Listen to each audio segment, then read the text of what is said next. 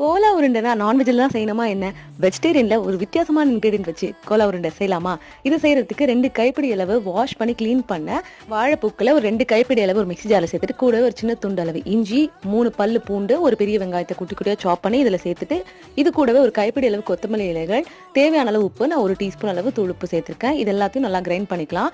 தண்ணி ஊத்தாம நல்லா திக்கான பேஸ்ட்டா அரைச்சுக்கணும். நல்லா எந்த அளவுக்கு ஃபைனா முடியுமோ அந்த அளவுக்கு ஃபைனா அரைச்சு இதை ஒரு பவுல்ல சேர்த்துட்டு இதுல ஒரு 1/2 டீஸ்பூன் அளவு தனி மிளகாய் தூள், 3 டேபிள் ஸ்பூன் அளவு கடலை மாவு சேர்த்துட்டு நல்லா மிக்ஸ் பண்ணிக்கலாம். சப்பாத்தி மாவு செய்யற மாதிரி நல்லா மிக்ஸ் பண்ணி எடுத்து வச்சுக்கலாம்.